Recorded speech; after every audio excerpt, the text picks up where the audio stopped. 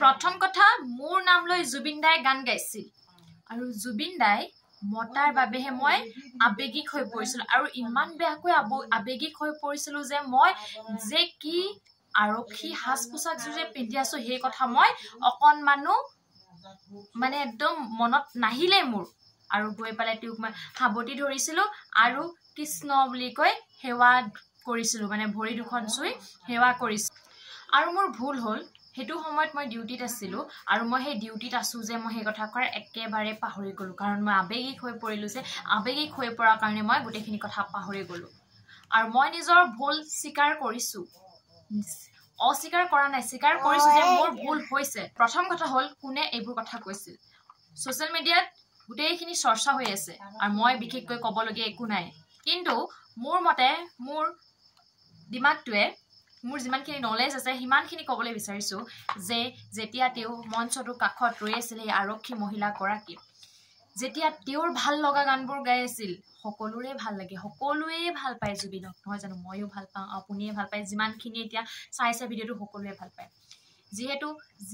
ইমান ধুনীয়া গান গাই আছে আৰু তাই ৰৈ থাকিব নোৱাৰিলে অৱশেষত বাৰু জুবিন দাই মাতিছিল আৰু মতাৰ কাৰণ মাতিছিল আৰু কিবা কিবি সুধিছিল তাৰ পিছত মায়াবিনী ৰাতিৰ বুকুত গানটো গাইছিল এতিয়া সেইবোৰ কথা বাদ দিয়ক প্ৰথম কথাটো হৈছে জুবিনক ভাল পোৱাটো অপৰাধ নেকি যদি অপৰাধ তেতিয়া আপোনালোকে কমেন্ট কৰক কিয় অপৰাধ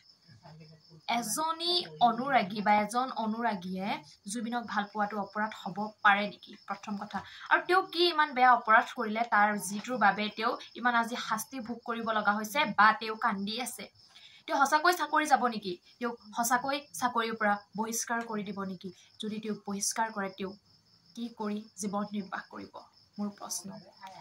আৰু মোৰ অন্তৰে কয় তেওঁ একো ভুল কৰা নাই ভুল কৰাটো কৰিছে কাৰণ তেওঁ আৰক্ষীৰ হাতযোৰ পিন্ধি পালে তেওঁ জুবিনক সাবতি ধৰিছিল আৰু সেইটোৱে হৈছে তেওঁৰ ভুল কিন্তু তেওঁ গমেই নাপালে যে আৰক্ষীৰ যে হাতযোৰ পিন্ধি যে ডিউটি কৰি আছে সেই কথাটোৱে পাহৰি গ'ল আৰু তেওঁক এই আৰক্ষী মহিলাগৰাকী কেনেকৈ ক'ব যে তেওঁৰ ভুল হৈছে বুলি যদি আপোনাৰ সন্মুখত আপোনাৰ সেই ভাল পোৱা ব্যক্তিজন যোনজন অনুৰাগী ইমান সকলোতকৈ ডাঙৰ সকলোৱে বহুতে মানে ভগৱান বুলি কয় তেওঁ জুবিন গাৰ্গক জুবিন দা যেতিয়া সন্মুখত আছে আপোনাৰ সন্মুখত যদি আছে জুবিন দাক আপুনি কি কৰিব প্ৰথম আপোনালোকৰ কোৱেশ্চন এজন ভাল পোৱা সিঙ্গাৰ আপোনাৰ সন্মুখত আছে আপুনি এজন আৰু এই ভাল সিঙ্গাৰজনীজন সন্মুখত আছে কি ভাব আহিব আপোনাৰ এনেকুৱা আহিব ঠিক তেনেদৰে সেই মহিলাগৰাকীৰ ক্ষেত্ৰতো তেনেকৈ হৈছিল আৰু জুবিন গাৰ্গৰ এটা পোষ্টত লিখিছিল যে তেওঁ চাকৰিৰ পৰা যাতে বহিষ্কাৰ কৰি নিদিয়ে অনুৰাগী হিচাপে তেওঁ এনেদৰে কৰিছিল